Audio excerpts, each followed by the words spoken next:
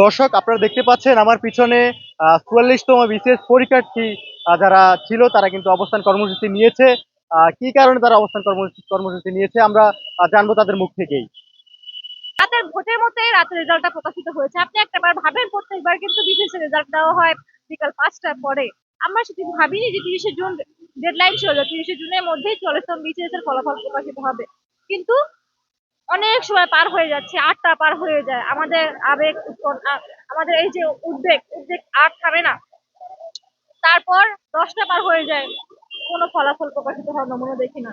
যখন প্রার্থীরা ঘুমাতে যাবে তখন ১১টা ৪৫ মিনিট সময়ে দেখা যাচ্ছে যে ৪০তম বিসিএস এর রেজাল্ট দেওয়া হয়েছে। ৬১০টি পদ ছিল, সেখানে ১৬৯০টি পদে ক্যাডার সুপারিশ করা হয়েছে। তো যখন দেখলাম যে আসলে আমি নাই, আসলে ভাবলাম যে আসলে আমার ভাগ্যে নাই, তাই হয়নি। তো যখন দেখলাম যে আসলে পুনঃসুপারিশ হয়েছে, এই বিসিএস এ সবচেয়ে বেশি পুনঃসুপারিশ হয়েছে, এগুলো দেখে আসলে আমি নিজেকেও সামলাতে পারিনি যে কেন এই ভুলটা হবে। ৪৩-এ এই ভুলটা হয়নি, ৪৪-এ কেন হলো, আমরা কেন বঞ্চিত হলাম।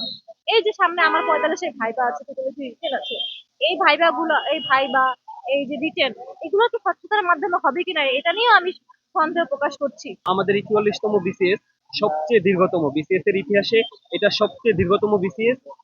এটা আমাদের এখানে সার্কুলার হয়েছিল ২০২১ সালের ৩০শে নভেম্বর, আর এটা রেজাল্ট হলো ৩০শে জুন, গত ৩০শে জুন।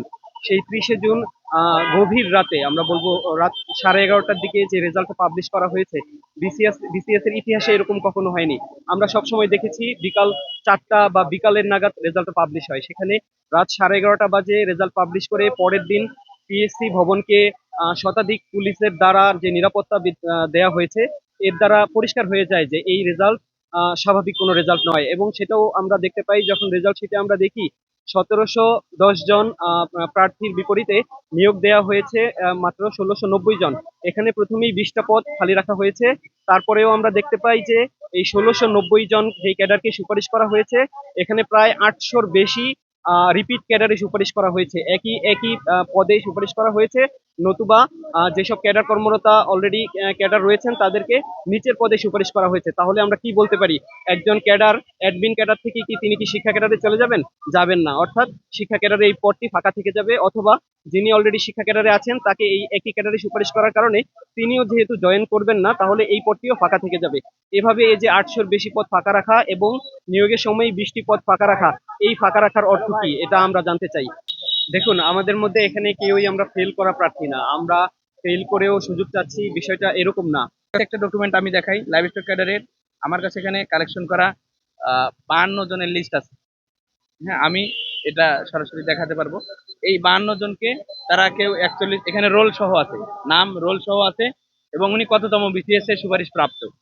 উনি ৪১তম, ৪৩তম, কেউ ৪০তম বিসিএস এর সুপারিশ প্রাপ্ত।